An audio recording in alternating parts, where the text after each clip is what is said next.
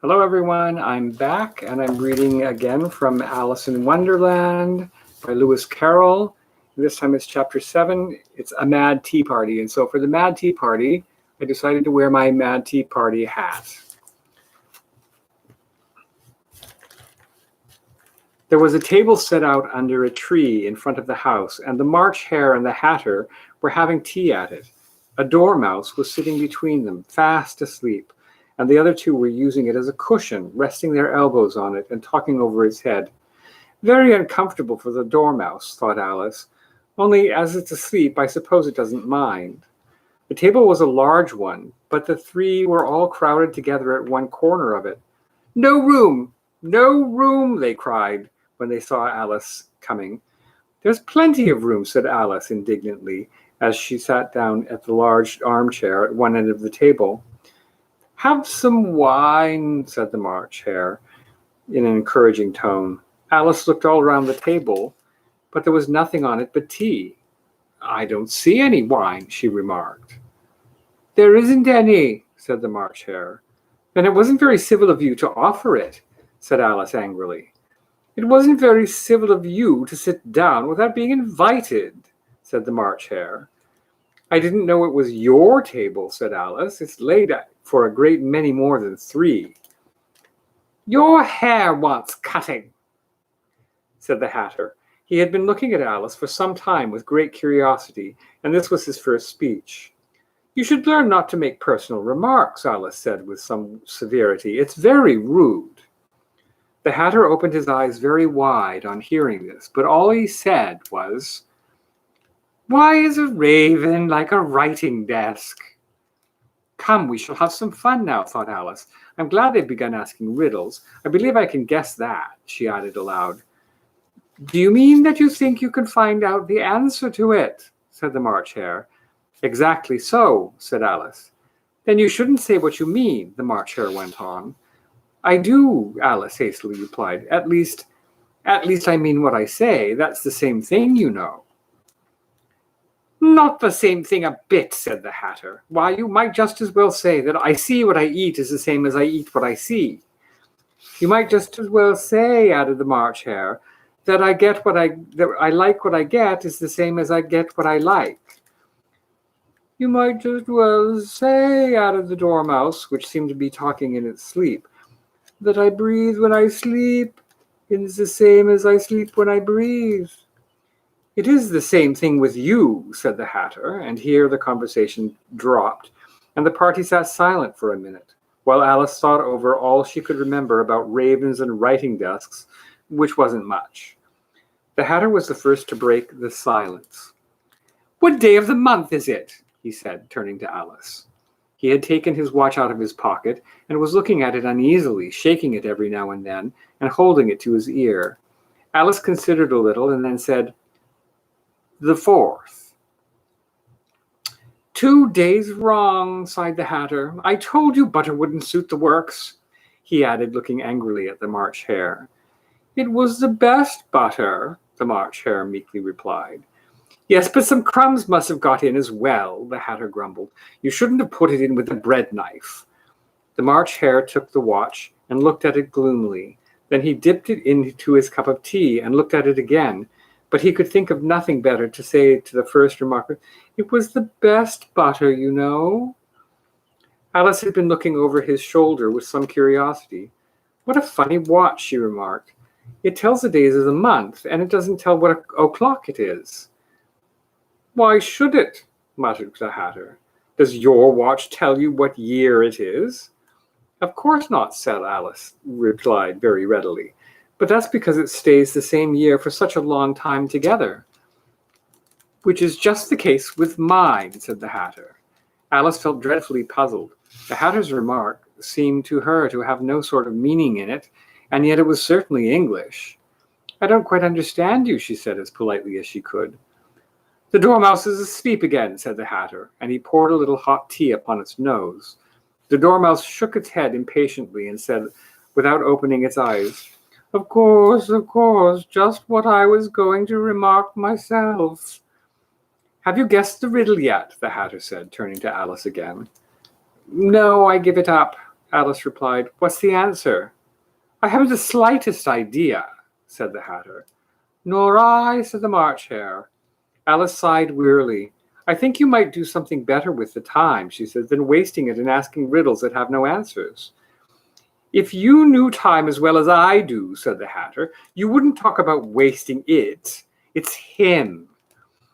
I don't know what you mean, said Alice. Of course you don't, the Hatter said, tossing his head contemptuously. I dare say you never even spoke to time. Perhaps not, Alice cautiously replied.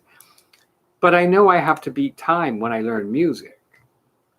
Ah, that accounts for it, said the Hatter.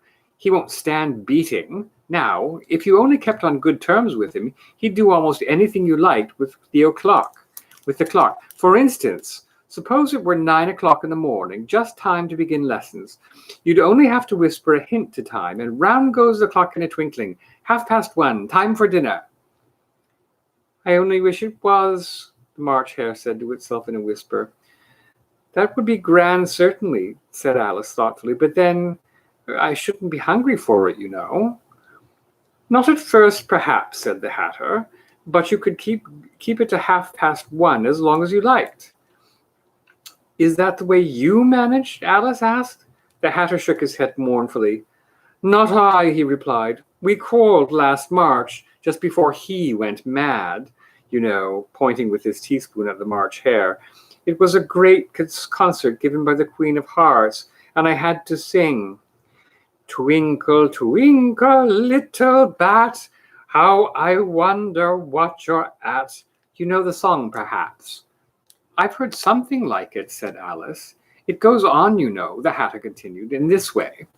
Up above the world you fly, like a tea tray in the sky. Twinkle, twinkle. Here the Dormouse shook itself and began singing in its sleep.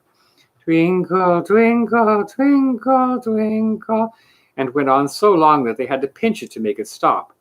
Well, I'd hardly finished the first verse, said the Hatter, when the Queen bawled out, He's murdering the time. Off with his head. How dreadfully savage, exclaimed Alice.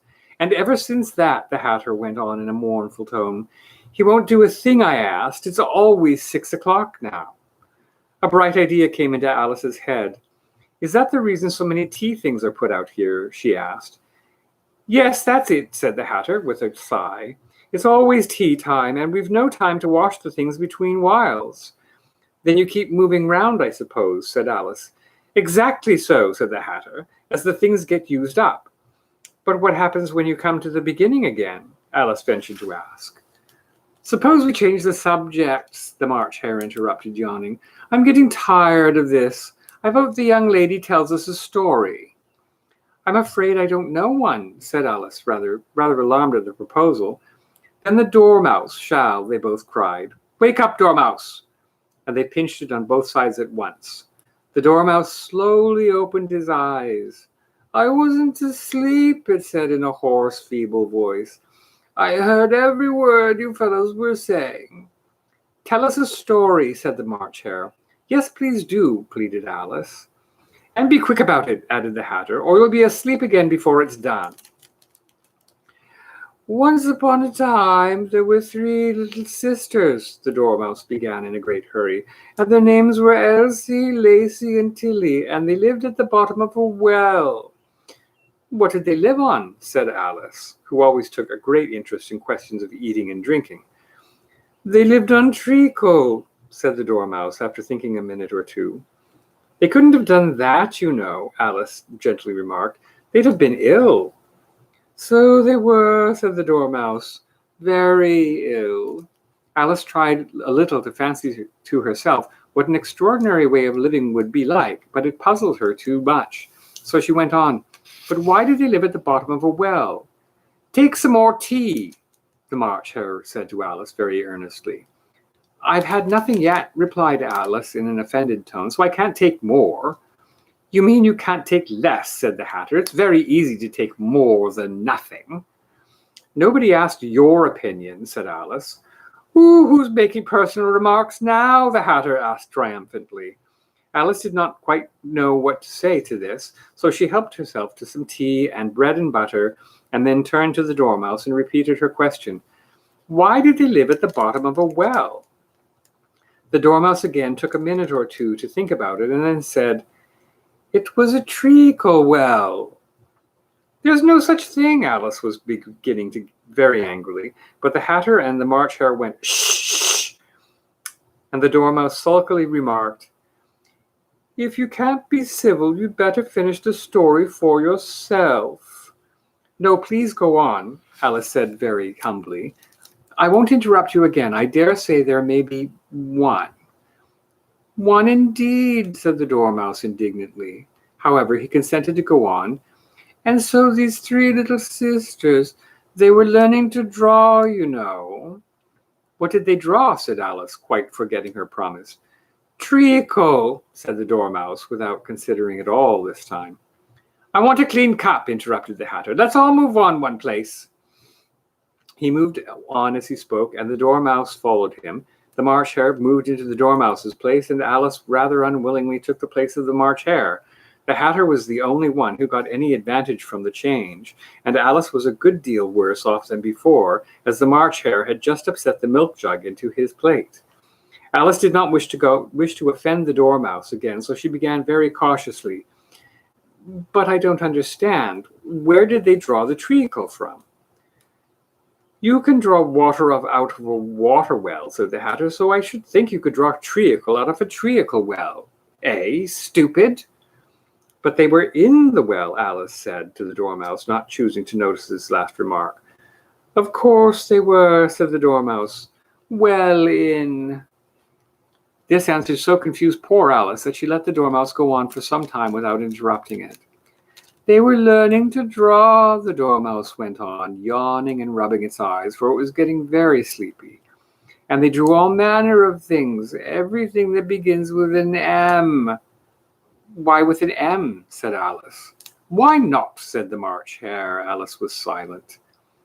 The Dormouse had closed its eyes by this time and was going off into a doze, but on being pinched by the Hatter, it woke up again, and with a very little shriek, and went on, That begins with an M, such as mousetraps and the moon and memory and muchness. You know you say things are much of a muchness. Do you ever see such a thing as a drawing of a muchness? Really, now you ask me, said Alice, very much confused. I don't think. Then you shouldn't talk, said the Hatter. This piece of rudeness was more than Alice could bear. She got up in great disgust and walked off. The Dormouse fell asleep instantly, and neither of the others took the least notice of her going, though she looked back once or twice, half hoping that they would call after her. The last time she saw them, they were trying to put the Dormouse into the teapot. And here's a picture of them trying to put the Dormouse into a teapot.